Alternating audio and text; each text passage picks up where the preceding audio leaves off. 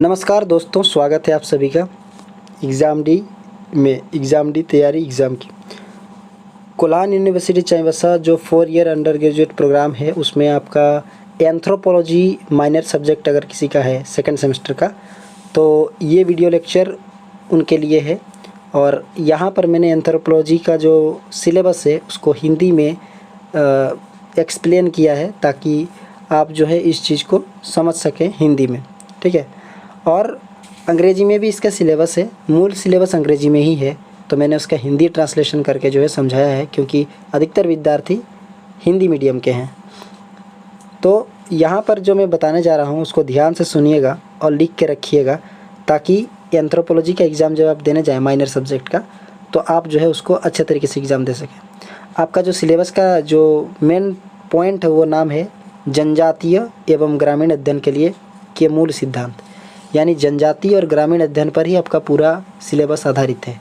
जनजाति मतलब जिसे एसटी बोलते हैं ना, एसटी शेड्यूल ट्राइब, ठीक है। जो ट्राइब्स होते हैं ना वो जनजाति होते हैं। तो उसके बाद आता है ग्रामीण अध्ययन, गांव के बारे में अध्ययन करना। ये ट्राइब्स कहाँ रहते हैं? गांव में रहते हैं। तो यूनिट 1 में यही बताया गया है, ठीक है, कि जनजाति जो होती है उसकी अर्थ क्या होता है, उसका परिभाषा क्या होता है, नामांकन क्या होता है, उसकी विशेषताएँ क्या होती है ना।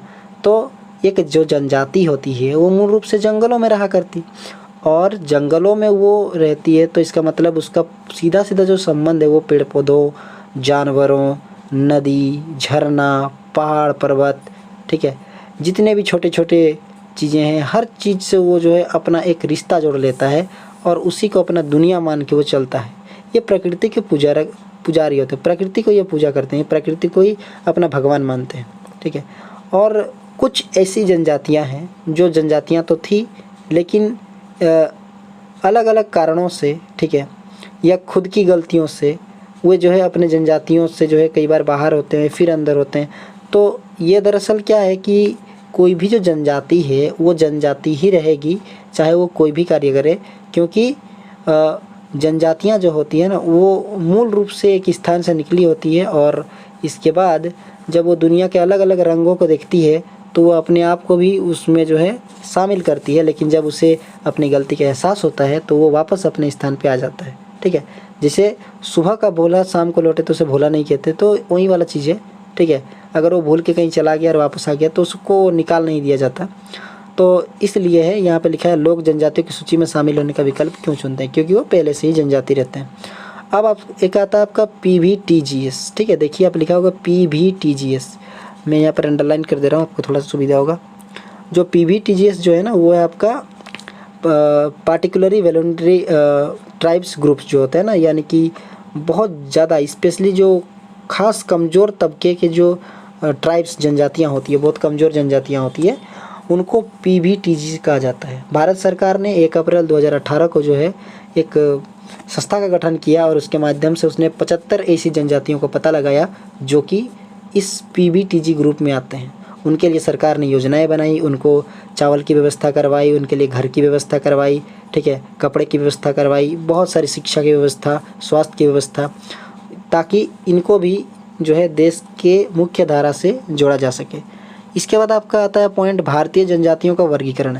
देखिए, भारत की जो जनजातियाँ हैं उनको अलग अलग आधार पर वर्गीकरण किया गया, जैसे कि ज़मीन के आधार पर, ठीक है, कौन जंगलों में रहते हैं, कौन शहरों में, तो भौगोलिक हो गई। कमाई के आधार पर, कौन पैसा कमाते हैं या कोई काम ही नहीं करता है, आर्थिक आधार हो गया। भाषा के आधार पर, ठीक है, कोई अलग भाषा बोलता है, कोई अलग भाषा। नस्ल के आधार पर, कौन कहाँ का नस्ल है, ठीक है।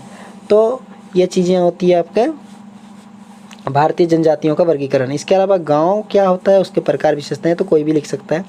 भारत में ग्राम अध्ययन, ठीक है, भारत जो है गाँवों का एक समूह है। भारत में गाँव की संख्या बहुत ज़्यादा है, और ये गाँव के लोग ही भारत की दिशा और दशा को तय करते हैं। जनजाति और ग्रामीण अध्ययन पर आधारित अवधारणाएं क्या क्या है? किसान समाज, ठीक है, जो किसान समाज है वो जनजाति और ग्रामीण अध्ययन पर आधारित अवधारणा है। जनजाति जो सत्यता होती है, और इसके समाज छोटी परंपरा, महान परंपरा, सार्वभौमिकरण, संकीर्णता, प्रकृति, मानव आत्मा, परिसर। तो जैसे मैंने बताया कि जो ट्राइब्स होते हैं, जो जनजातियाँ होती हैं, मूल रूप से प्राकृतिक पूजक होती हैं। यूनिट 2 में देखिए क्या लिखा है, जनजातीय और ग्रामीण विकास की एजेंसियां जो होती है, जैसे पंचायत राज व्यवस्था, ठीक है, जो पंचायत राज व्यवस्था है ये एक एजेंसी है जो मुख्य रूप से पंचायत का कार्य संभालती है और इसके माध्यम से भी जनजातियों का पता लगाकर उनको सुविधाएं दी जाती है। इसके अलावा और क्या क्या है, जनजाति कार्यालय मंत्रालय, ठीक है, कार्य मंत्रालय, ग्रामीण विकास मंत्रालय, जनजातीय अनुसंधान संस्थान, कल्याण विभाग, राष्ट्रीय अनुसूचित जनजाति आयोग, गैर सरकारी संगठन, बहुत सारे ऐसे संगठन हैं जो कि मुख्य रूप से जनजातियों के लिए कार्य करती हैं। इसके अलावा आपका ये समझिए अंतर्राष्ट्रीय एजेंसियाँ भी बहुत सारी ऐसी है जो कि देश के बाहर है लेकिन सभी देशों पर नज़र बनाए रखती है, जैसे UNICEF, WHO, world bank, care, red cross. UNICEF जो है ना वो शिक्षा वगैरह पर जो है ज़्यादा प्रोत्साहन देता है और WHO जो है वो आपका यूनिसेफ जो है बच्चों की देखभाल वगैरह पर ज़्यादा फोकस करता है और WHO जो है वो एक वर्ल्ड हेल्थ ऑर्गेनाइजेशन है, दुनिया में जो है बीमारियों पर नज़र रखता है। वर्ल्ड बैंक जो है देशों को ऋण देता है, केयर, रेड क्रॉस वगैरह भी ऐसे बहुत सारे संस्थान अस्पताल हैं। झारखंड में जनजातीय और ग्रामीण संस्थाएं हैं। सरना मतलब होता है, सरना एक धर्म है, जैसे हिंदू धर्म, बौद्ध धर्म ये सब होता है ना, उसी प्रकार सरना एक धर्म है और इस धर्म के अंतर्गत वे सभी लोग आते हैं जो मूल रूप से पेड़ पौधों को, ज़मीन को और जानवरों को जो है अपना सबसे बड़ा भगवान मानते हैं।